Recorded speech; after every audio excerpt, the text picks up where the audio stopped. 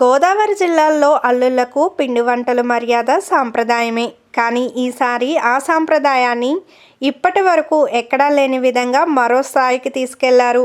కోనసీమ జిల్లా ఐపోలవరం మండలం బాణాపురం గ్రామానికి చెందిన రాయాపురెడ్డి రాజా దంపతులు ఇంటి అల్లుడికి ఊహించని అదిరే రేంజ్లో ట్రీట్ ఇచ్చారు. అల్లుడు శ్రీకర్ తెలంగాణ రాష్ట్రానికి చెందిన హైదరాబాద్ పట్టణ వాస్తవ్యులు కావడంతో వారి లెవెల్కు ఏమాత్రం తగ్గకుండా పండుగ విందు ఏర్పాటు చేశారు.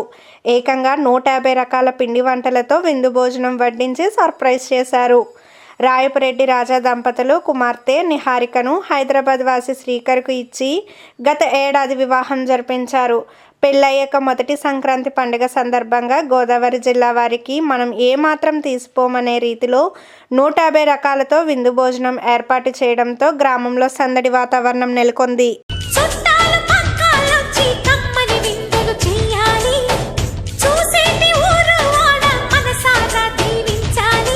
నలుగురు కలిసి చేతులు కలిపి మన కలలన్నీ పండించాలి.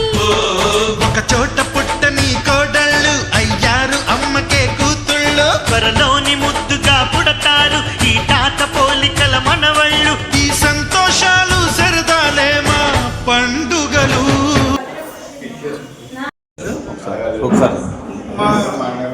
అల్లుడు మొదటి సంవత్సరం మన కోనసీమ సంప్రదాయం ప్రకారంగా మా ఇంటికి వచ్చే మొదటి సంవత్సరం తీసుకొచ్చాము మా పాప అల్లుడిని. అలాగే మనకి కోడి పందాలు ఎట్లా సంస్కృతి అట్లాగే అందరికీ ఇన్ని 150 రకాలతో విందు ఏర్పాటు చేశాము. చేసి మన కోనసీమ సంప్రదాయాన్ని కొనసాగిస్తున్నాము. అలాగే కొంతమంది అనుకుంటారు ఈ పండుగకి వేరే అనుకుంటారు, కానీ ఈ చుట్టాలు వీళ్ళందరితో కూడా ఇది కూడా ఒక సాంప్రదాయంగా ఎప్పుడు దాన్ని గౌరవిస్తూ దాన్ని కాపాడుతూ వస్తున్నాం. మాకు ఈ సంవత్సరం కొత్తలు రావడంతో మాకు ఈరోజు సంతోషంగా ఉంది. అందరికీ కూడా సంక్రాంతి శుభాకాంక్షలు. అందరికీ సంక్రాంతి శుభాకాంక్షలు. ఈసారి మా అమ్మాయికి మ్యారేజ్ అయిన వల్ల మా ఇంటికి కొత్త అల్లుడు వచ్చారు. కోనసీమకి తీసుకొని వచ్చాము.